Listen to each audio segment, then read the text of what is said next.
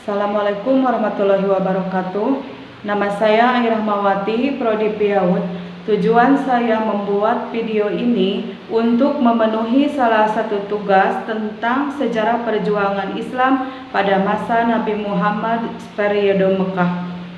Sebelum diangkat menjadi Rasul, Nabi Muhammad SAW lahir pada hari Senin tanggal 20 April 571 Masehi tahun Gajah di suatu tempat yang tidak jauh dari Ka'bah. Ia berasal dari kalangan bangsawan Quraisy dari Bani Hashim. Sementara masih ada bangsawan Quraisy yang lain yaitu Bani Umayyah. Tapi Bani Hashim lebih mulia dari Bani Umayyah. Ayahnya Abdullah bin Abdul Muthalib dan ibunya Aminah binti Wahab. Garis nasab ayah dan ibunya bertemu pada Kilab bin Murrah. Apabila ditarik ke atas, silsilah keturunan beliau baik dari ayah maupun ibunya sampai kepada Nabi Ismail alaihissalam dan Nabi Ibrahim alaihissalam. Diceritakan lebih lanjut bahwa kehadiran Muhammad dalam keluarga miskin tersebut sungguh membawa berkah. Rumput yang digunakan mengembala kambing tumbuh subur. Kambing yang mereka pelihara menjadi gemuk.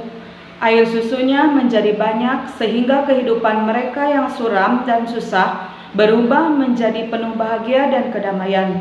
Mereka percaya anak yatim itulah yang membawa berkah dalam kehidupan mereka. Sengsara membawa nikmat. Ketika ia masih 3 bulan dalam kandungan, ayahnya meninggal dunia pada saat berniaga ke Yasrib. Sementara ibunya Aminah wafat di Abwa sewaktu pulang dari menziarahi al-Makam Abdullah. Ketika itu ia berusia 6 tahun. Kakeknya Abdul Muthalib mengasuhnya selama 2 tahun. Kemudian kakeknya itu pun meninggal dunia pula dalam usia 8 tahun. Dan ia diasuh oleh pamannya Abu Thalib. Dari kisah Nabi tersebut dapat diketahui bahwa tanggung jawab hak asuh anak apabila ayahnya meninggal berturut-turut dari ibu ke kakeknya kemudian ke pamannya. Ada 2 jenis pekerjaan yang dilakukannya sebelum menjadi Rasul. Pertama, mengembala kambing ketika ia bersama ibu susuannya Halimatus Sa'diyah tinggal di desa. Kedua, berdagang ketika ia tinggal bersama pamannya. Ia mengikuti pamannya berdagang ke negeri Syam sampai ia dewasa dan dapat berdiri sendiri.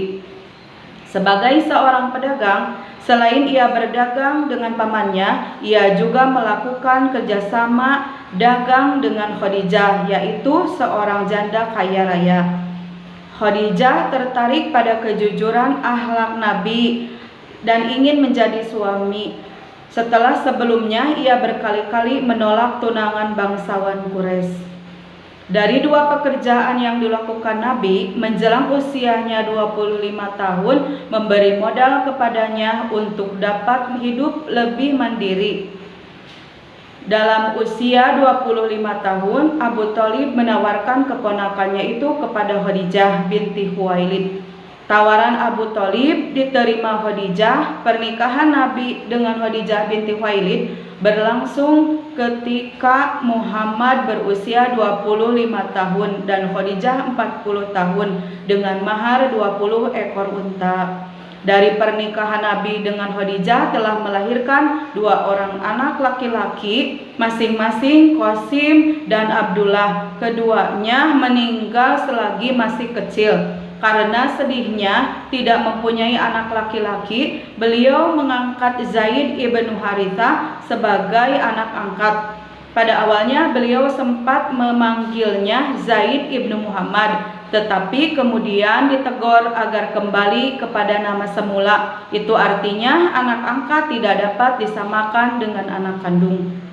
Selain itu, ada 4 orang anak perempuan masing-masing Zainab, Ruqayyah, Ummu Kalsum, dan Fatimah.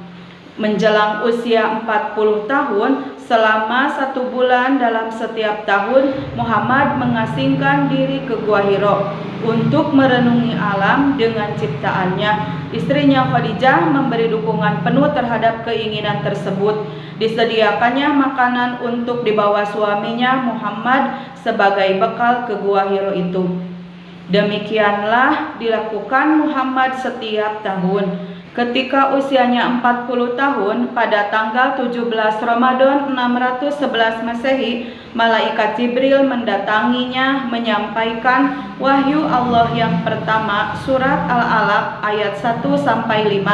Berarti secara simbolis Muhammad telah dilantik sebagai nabi akhir zaman.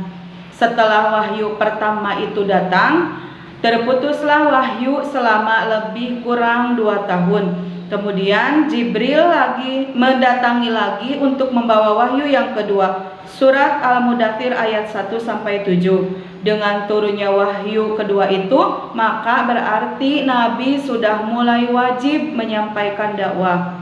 Rasulullah SAW berdakwah melalui beberapa tahap. Tahap pertama yaitu secara diam-diam di lingkungan keluarga dan sahabat dekatnya. Kedua, dakwah kepada keturunan Abdul Muthalib. Ketiga, dakwah kepada semua orang setelah wahyu Allah, surat Al-Hijr ayat 94. Dengan usahanya yang gigih tanpa mengenal lelah, hasil yang diharapkan mulai terlihat. Jumlah pengikut Nabi makin hari semakin bertambah. Mereka terutama terdiri dari kaum wanita, budak, pekerja, dan orang miskin. Meskipun kebanyakan mereka orang-orang lemah, namun semangat mereka sungguh membara. Itu sebabnya dakwah Nabi Muhammad pada mulanya diterima oleh kaum lemah dari rakyat jelata. Setelah dakwah Nabi dilakukan secara terang-terangan itu, semakin hari semakin bertambah jumlah pengikut Nabi, dan pemimpin Quraisy mulai pula berusaha menghalangi dakwah Rasul tersebut. Bahkan semakin keras tantangan yang dilancarkan mereka. Kaum Quraisy menentang dakwah Nabi dengan bertahap. Pertama, membujuk karena kekuatan Nabi terletak pada perlindungan Abu Thalib yang amat disegani itu. Kedua, mengintimidasi karena gagal dengan cara membujuk. Para pemimpin Quraisy melakukan tindakan-tindakan kekerasan lebih intensif dari sebelumnya. Ketiga, memboikot seluruh keluarga Bani Hashim. Untuk melumpuhkan kekuatan kaum muslimin, pemimpin Quraisy melakukan pemboikotan terhadap seluruh keluarga Bani Hashim. Tidak lama setelah pemboikotan itu dihentikan, pada tahun ke-10 dari kenabian, Nabi Muhammad SAW berganti menghadapi 3 peristiwa yang menyedihkan pula, sehingga tahun itu disebut dengan tahun duka cita atau Amul Huzni. Adapun 3 peristiwa tersebut, pertama yaitu pamannya Abu Thalib, pelindung utamanya, meninggal dunia dalam usia 87 tahun. Kedua, 3 hari setelah itu meninggal dunia pula istrinya Khadijah dalam usia 65 tahun.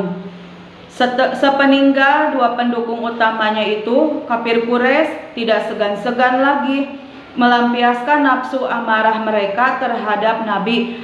Melihat reaksi penduduk Makkah yang semakin brutal itu, terutama pamannya Abu Lahab dan istrinya, Nabi kemudian berusaha menyebarluaskan Islam ke luar kota Makkah, yaitu ke negeri Thaif. Yang ketiga, ketika Nabi berdakwah ke Thaif, beliau diejek, disoraki, dan dilempari batu, bahkan sampai terluka di bagian kepala dan badannya. Mungkin itu yang bisa saya sampaikan. Mohon maaf atas segala kekurangan. Wassalamualaikum warahmatullahi wabarakatuh.